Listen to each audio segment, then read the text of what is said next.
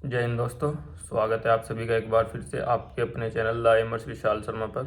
मैं आशा करता हूं दोस्तों आप सभी अच्छे होंगे और आप सभी की पढ़ाई काफ़ी अच्छे से चल रही होगी और जिन भाइयों का मेडिकल है या कोई भी एग्ज़ाम है वो उसके लिए प्रिपेयर होंगे। दोस्तों जो आज की वीडियो रहने वाली है वो बागपत पुलिस लाइन का यूपी पुलिस में जो मेडिकल चल रहा है उसका रिव्यू की रहने वाली है और प्रॉपर रिव्यू की रहने वाली है। मतलब एक एक पॉइंट की रहने वाली है, क्योंकि दोस्तों मेरा वहाँ पर 2 तारीख का मेडिकल था और मैं फिट हो गया हूँ और मेरा डॉक्यूमेंट वेरिफिकेशन भी हो चुका है। तो डॉक्यूमेंट वेरिफिकेशन मैं नेक्स्ट वीडियो में बता दूँ क्योंकि ये लंबी हो जाएगी, इसलिए पहले मैं आपको मेडिकल का प्रोसेस बताऊँगा। दोस्तों अगर आपने चैनल को पहली बार विजिट किया है तो चैनल को सब्सक्राइब कर ले और वीडियो अच्छी लगे तो वीडियो को जरूर लाइक करें और अंत तक देखें। डेफिनेटली आपको कोई डाउट नहीं बचेगा। अगर कोई डाउट बचता है तो भाई उसका एक टेलीग्राम ग्रुप है, उसका लिंक आपको मैं कमेंट में पिन कर दूंगा, आप उससे जुड़ जाना, वहाँ पर आप आस्क कर सकते हैं, आपको सारे जवाब मिल जाएंगे। चलिए दोस्तों वीडियो करते हैं स्टार्ट। दोस्तों 2 तारीख का मेरा बागपत पुलिस लाइन में मेडिकल था और ये 8:30 बजे करीब मैं गेट पर पहुँच गया था और एंट्री स्टार्ट हो गई थी। तो सबसे पहले आपकी एंट्री होगी, गेट से साइन कराए जाएंगे। उसके बाद पुलिस वहाँ पुलिस से जो लाइन में जो आपका मेडिकल का एक हॉल है, ट्राज हॉल नाम है उसका, वहाँ पर आपको बैठाया जाएगा। अब आपके लेफ्ट तरफ डीबी वाले बैठे होंगे और राइट तरफ आप। सामने आपके 2 ऑफिसर्स हैं, मतलब पुलिस ऑफिसर्स हैं बहुत सारे और कुछ एसआई भी हैं, हेड कांस्टेबल भी। और आपके राइट में मतलब बिल्कुल सामने ही आपके मेडिकल की टीम बैठी होगी। तो सबसे पहले आपको 2 फॉर्म दिए जाएंगे जो कि उपस्थिति फॉर्म है, वो आपको भरने होंगे। सेम फॉर्म होंगे और उस पर अलग अलग फ़ोटो चिपकाने होंगे। उसके बाद जब सबके चिपक जाएगा आपका उस पर सिग्नेचर, साइन, वो थंब और आपके डिटेल, बेसिक डिटेल्स है जिन्हें आप इजीली भर लोगे। हिंदी में डिटेल भरनी है और आपको वो। और उसके बाद आपको एक हेल्प डेस्क होगी तो वो आपको बुलाएंगे, वहाँ से आपके वो डीओबी और नाम वाम चेक करेंगे, 10th की मार्कशीट और आधार आपका कंपलसरी है लेगा ना। मैं बागपत पुलिस लाइन की बता रहा हूँ और का मुझे इतना नहीं पता है, पर अब आप आधार और मार्कशीट तो ले ही जाना।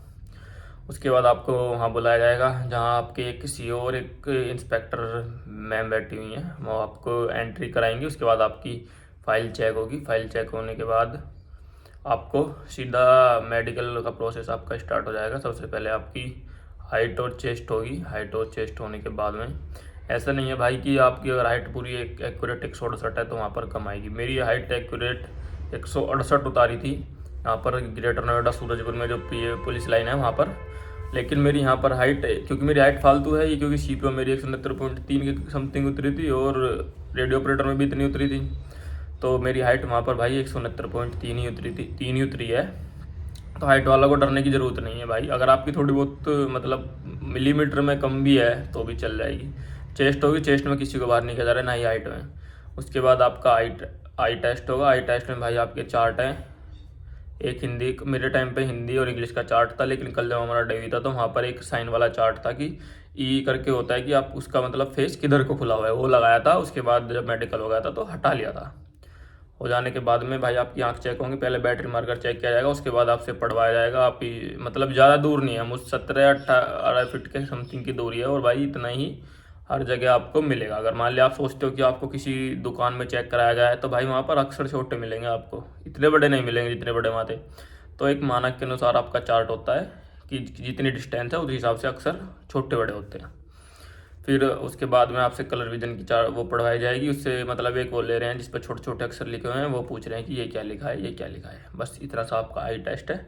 उससे हो जाने के बाद में आपके भाई आर्थो के डॉक्टर बैठते हैं, वो आपके फ्लैट फुट, नोक नी और आपके कैरिंग एंगल, मतलब वो डॉक्टर इतना एक्सपर्ट है भाई, दूर से देख कर ही समझ जाते हैं कि हाँ इसका कोई दिक्कत हो। क्योंकि मेरे जो नोक नी है मतलब उसमें बस माइनर सा इतना सा ही गैप आता है पैरों के बीच में।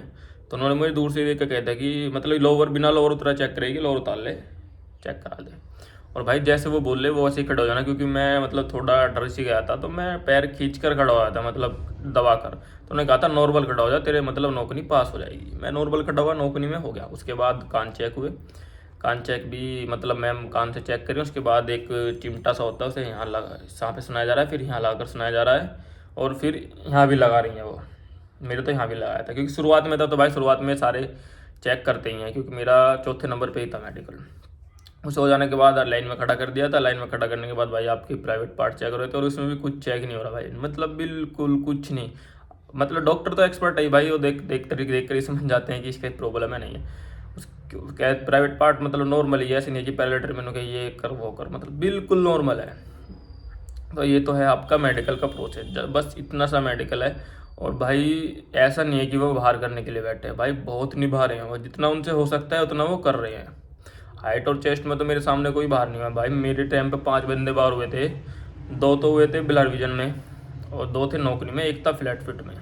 और भाई वो खुद कह रहे हैं कि वहाँ पर जो रीमेडिकल हो रहा है आपका मेरठ में, वहाँ पर एक्सपर्ट डॉक्टर बैठे हैं, तो वहाँ पर थोड़ा अधिकारी बढ़े, तो वहाँ तो थोड़ा नरमाई बढ़ती जा रही है। मतलब ज़्यादातर 27 बंदे गए थे अब तक हमारे बागपत से, 22 पास होकर आ चुके हैं, जिसमें 2 एब्सेंट हुए थे और 2 ब्लड विजन में रीमेडिकल बाहर हुए हैं, जैसा कि वो बता रहे थे। मुझे एक्यूरेट डाटा नहीं पता, मैं उनके बता रहा हूँ। तो ये तो था आपका मेडिकल का प्रोसेस। भाई घबराना नहीं है, ना ही किसी के चक्कर में आओ। फेयर हो रहा है, अगर आप फिट हो ना तो आपको कोई बाहर नहीं करने वाला। तो अगर आपको जैसा लगे भाई वैसा आप कर सकते हो, मैं कुछ नहीं कह सकता इस बारे में।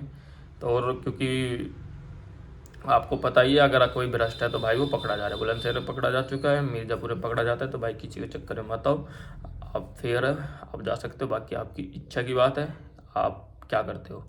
और भाई टेंशन फ्री होकर जाना मेडिकल में, इतना बड़ा मेडिकल नहीं है, मुश्किल से मुश्किल 8 मिनट का मेडिकल है, 8 से 10, बस कुछ नहीं है।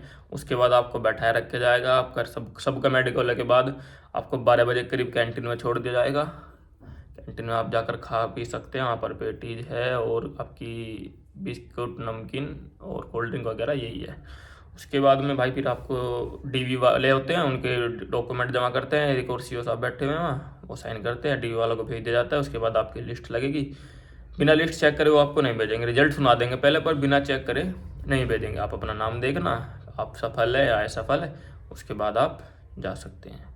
और मैं तो थोड़ा लेट हो गया था क्योंकि बारिश हो गई थी, तो मैं तो 3 बजे करीब उठा, लेकिन 2 बजे वो सबको छोड़ दे रहे हैं। तो दोस्तों अगर आपको रिव्यू अच्छा लगा हो, कोई आपको डाउट बचा हो, तो भाई आप पूछ सकते हो। मिलते हैं आपसे डॉक्यूमेंट वेरिफिकेशन की वीडियो के साथ। जय हिंद, जय भारत, वंदे मातरम।